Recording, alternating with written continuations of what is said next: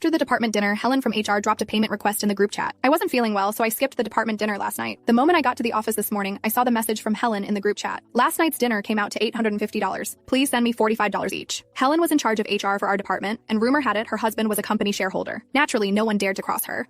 The payment notifications started popping up one by one. I figured it had nothing to do with me and was about to put my phone away when it buzzed again. Helen had tagged me. Alora, you too, don't forget. I wasn't even there. Thinking she'd simply forgotten, I replied in the chat to gently remind her. I never expected her to explode. She launched into a full-blown tirade right there in the group chat. What's that supposed to mean? The dinner was priced per head. I booked everything in advance. It's your problem that you didn't show up, but that doesn't mean you're exempt from paying. Are you really so broke you try to skip out on $45? Helen's words were utterly merciless. My face flushed hot with embarrassment. I had messaged her privately yesterday to explain I couldn't make it. She told me it was no problem, that the restaurant charged by the dish, not per person. What changed overnight? A colleague sitting next to me leaned over and whispered, Laura, you're new to this department. You really don't want to get on Helen's bad side. But this wasn't my fault. And more than that, what she said was just plain nasty. I took a screenshot of our conversation from the day before and posted it in the group. I tagged her directly. Helen, yesterday you said it was fine. Why the change of heart today? If you had told me up front, I would have just paid it. Are you that hard up for my $45? The moment the message went out, I could hear a collective gasp ripple through the open plan office. Several people gave me subtle thumbs ups. Honestly, I didn't want to make a big deal out of it, but she started it, and I was holding back my harsher thoughts. I'd seen a video from the dinner last night. A few simple family-style dishes on the table.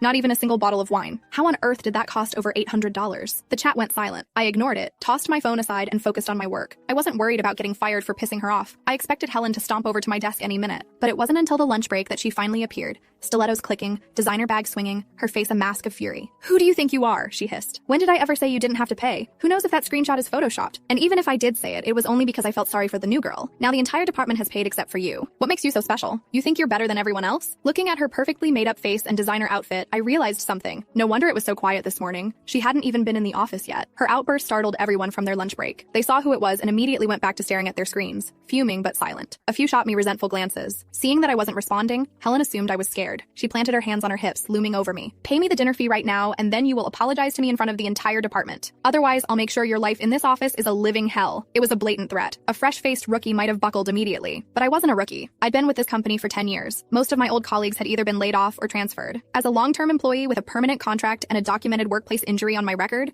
I was practically untouchable. The company couldn't fire me without a massive headache. I wasn't scared at all. In fact, the thought of what was coming thrilled me. Fine, I'll pay, I said. A smirk spread across Helen's face. That's more like it? I cut her off. On one condition. You have to admit, right here and now, that you can't survive without my $45. The second you say it, I'll transfer the money. Deal? The smirk on Helen's face froze. When she finally processed what I'd said, she slammed her hand on my desk. Laura, how dare you mock me? Her voice was so shrill it almost cracked. She was genuinely furious now. Then, a cunning look crossed her face as an idea seemed to strike her. She calmed down and turned to address the rest of the office.